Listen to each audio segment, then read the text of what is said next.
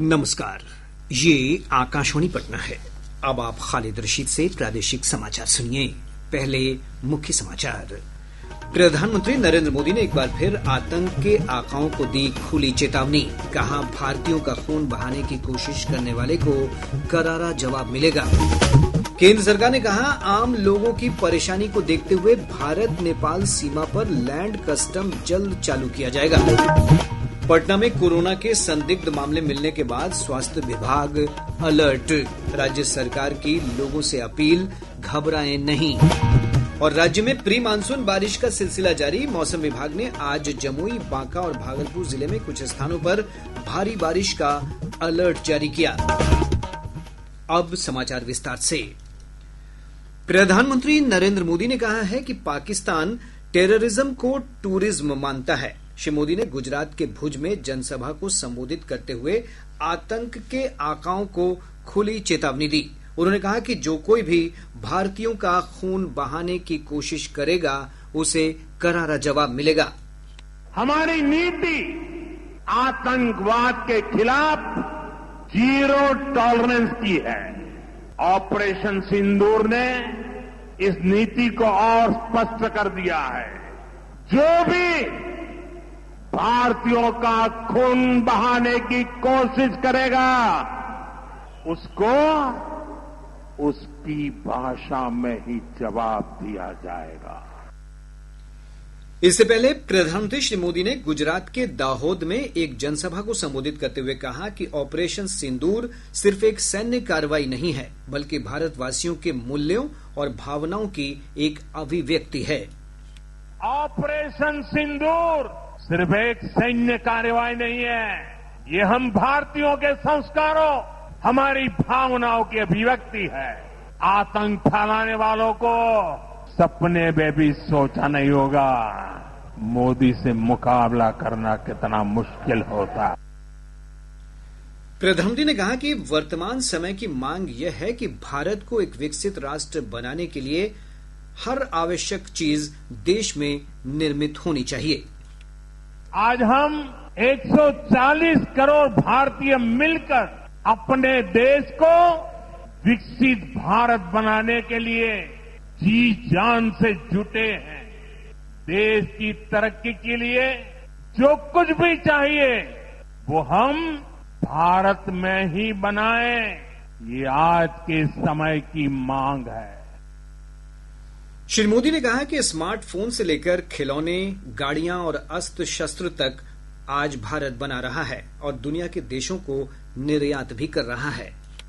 आज हम स्मार्टफोन से लेकर गाड़ियां, खिलौने, सेना के अस्त्र शस्त्र, दवाएं, ऐसा बहुत सारा सामान दुनिया के देशों में निर्यात कर रहे हैं। इतना ही नहीं, आज भारत रेल, मेट्रो और इसके लिए जरूरी टेक्नोलॉजी खुद बनाता भी है और दुनिया में एक्सपोर्ट भी करता है।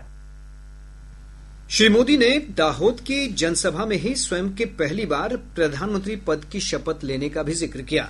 उन्होंने कहा कि आज ही के दिन वर्ष 2014 में करोड़ों भारतीयों के आशीर्वाद से वे दुनिया के सबसे बड़े लोकतंत्र का प्रधान सेवक चुने गए थे। प्रधानमंत्री नरेंद्र मोदी ने आज अपने कार्यकाल के 11 वर्ष पूरे कर लिए हैं। आज ही के दिन वर्ष 2014 में श्री मोदी ने भारत के प्रधानमंत्री के रूप में शपथ ली थी।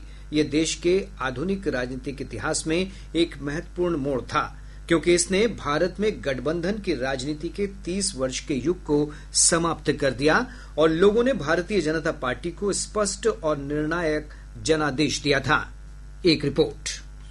देश की जनता से मिले ऐतिहासिक जनादेश के बाद प्रधानमंत्री नरेंद्र मोदी ने 26 मई 2014 को भारत के 14वें प्रधानमंत्री के रूप में राष्ट्रपति भवन के प्रांगण में शपथ ली। मैं नरेंद्र दामोदर दास मोदी ईश्वर की शपथ लेता हूं कि मैं विधि द्वारा स्थापित भारत के संविधान के प्रति सच्ची श्रद्धा और निष्ठा रखूंगा। मैं भारत की प्रभुता और अखंडता का अक्षुण्ण रखूंगा। करोड़ों देशवासियों के सपने, उनकी आशा और आकांक्षाओं की किरण बनकर उभरे श्री मोदी ने अपने मजबूत और निर्णायक नेतृत्व के साथ साथ विकासोन्मुख पहल के लिए विश्व भर में एक नई पहचान बनाई। विकास के प्रति समर्पण और देश के गरीब और आम लोगों के जीवन में गुणात्मक बदलाव से जुड़े श्री मोदी के व्यापक अभियान ने उन्हें लोकप्रियता की बुलंदी पर पहुंचा दिया है। सबका साथ, सबका विकास, सबका विश्वास और सबका प्रयास के मंत्र के साथ उन्होंने देश में विकास आधारित राजनीति की नई इबारत लिखी है। बीते 11 वर्षों में देश ने सभी क्षेत्रों में महत्वपूर्ण बदलाव देखे हैं, जिससे भारतवासियों के अंदर आत्मविश्वास की नई लहर चल रही है। आम जनता के लिए बुनियादी सुविधाओं में सुधार, बुनियादी ढांचे की मजबूती, अर्थव्यवस्था के सुदृढ़ीकरण, रोजगार सृजन, मजबूत सुरक्षा से लेकर विश्व पटल पर भारत के बढ़ते कद से श्री मोदी के नेतृत्व की नई छाप दिखती है। नीतिगत निष्क्रियता की विरासत को पीछे छोड़ते हुए भारत आज दुनिया की चौथी सबसे बड़ी अर्थव्यवस्था बन गया है और अब श्री मोदी के मजबूत नेतृत्व में 2047 तक एक विकसित राष्ट्र बनने की ओर अग्रसर है। दिवाकर की रिपोर्ट के साथ समाचार कक्ष से प्रियंका अरोड़ा। पटना में कोविड के 2 संदिग्ध मामले मिलने के बाद स्वास्थ्य विभाग अलर्ट मोड में है। विभाग के अपर मुख्य सचिव प्रत्यय अमृत की अध्यक्षता में आज कोविड-19 संक्रमण की मौजूदा स्थिति और इससे निपटने की तैयारियों को लेकर उच्च स्तरीय समीक्षा बैठक की गई। अपर मुख्य सचिव ने कहा कि नए वेरिएंट से घबराने की जरूरत नहीं है। इधर हमारे संवाददाता ने बताया कि पटना के आईजीएमएस समेत विभिन्न अस्पतालों में लोगों को मास्क पहनने, सुरक्षित दूरी बनाने और कोविड प्रोटोकॉल का पालन करने की हिदायत दी जा रही है। केंद्रीय वित्त राज्य मंत्री पंकज कुमार चौधरी ने कहा है कि भारत नेपाल सीमा पर बड़ी भंसाल चालू करने में आ रही बाधाओं को दूर कर लैंड कस्टम शीघ्र चालू किया जाएगा। श्री चौधरी पश्चिम चंपारण के वाल्मीकि नगर में कस्टम अधिकारियों के साथ बैठक के बाद पत्रकारों से बातचीत कर रहे थे।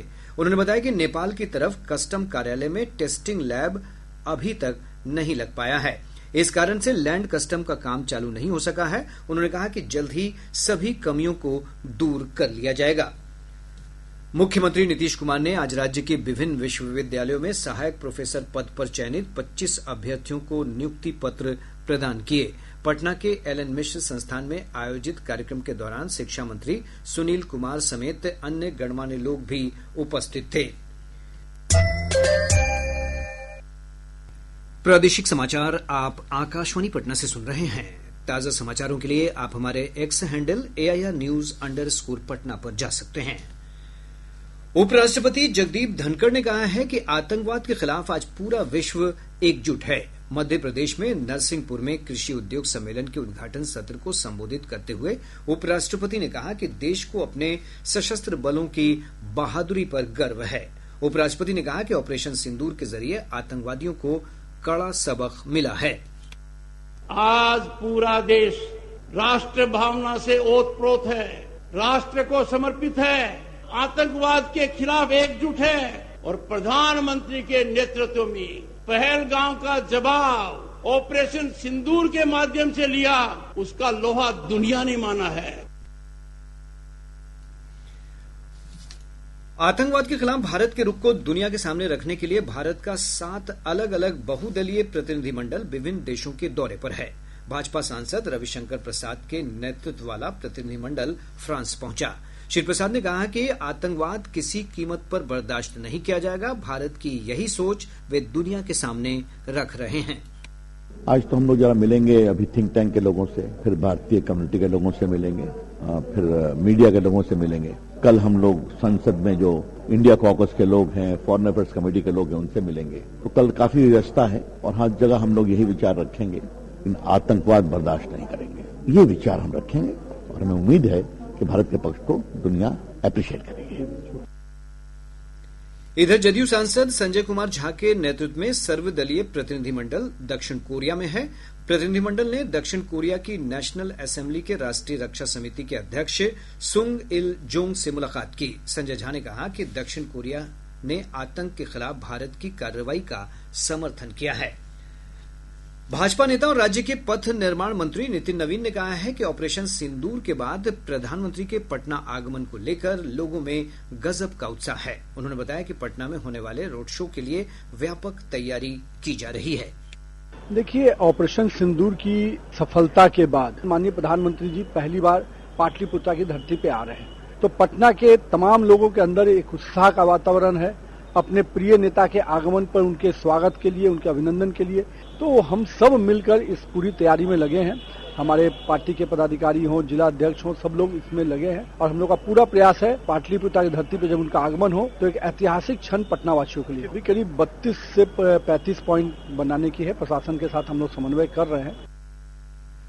आतंकवाद के खिलाफ ऑपरेशन सिंदूर की जबरदस्त सफलता के बीच समग्र राष्ट्र भारतीय जवानों के शौर्य और साहस को नमन कर रहा है। सशस्त्र बलों के प्रति सम्मान और कृतज्ञता के रूप में आकाशवाणी समाचार विशेष श्रृंखला प्रसारित कर रहा है।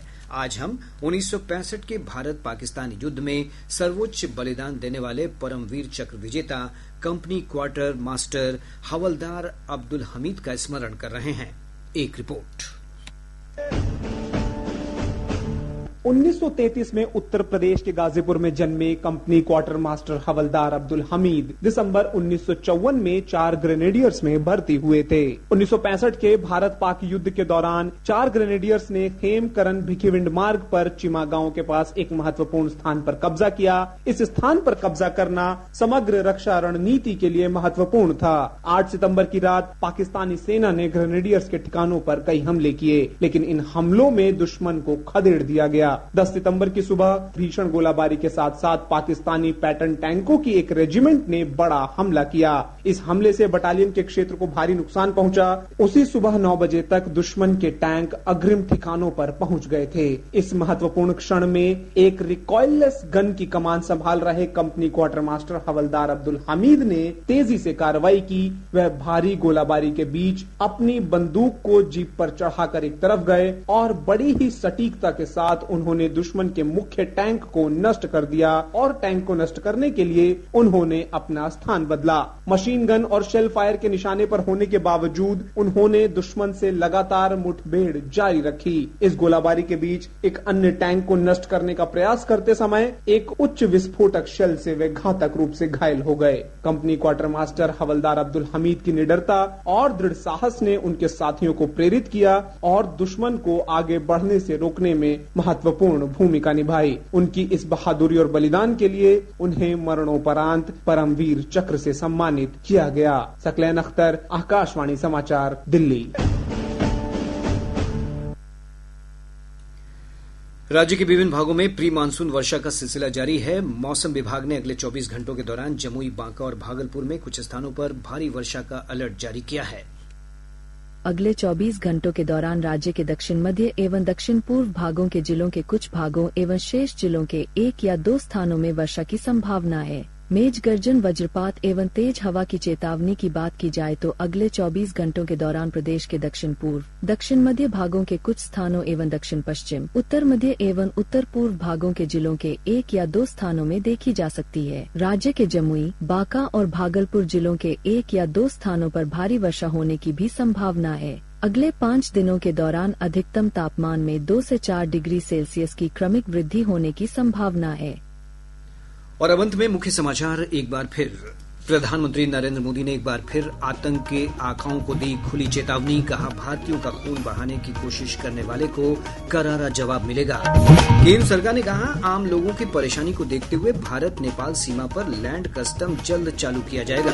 पटना में कोरोना के संदिग्ध मामले मिलने के बाद स्वास्थ्य विभाग अलर्ट। राज्य सरकार की लोगों से अपील, घबराएं नहीं। और राज्य में प्री मानसून बारिश का सिलसिला जारी। मौसम विभाग ने आज जमुई, बांका और भागलपुर जिले में कुछ स्थानों पर भारी बारिश का अलर्ट जारी किया। इसके साथ ही आकाशवाणी पटना से प्रसारित प्रादेशिक समाचार का ये अंक समाप्त हुआ। आकाशवाणी पटना से अगला समाचार बुलेटिन प्रातः 8:48 से प्रसारित किया जाएगा।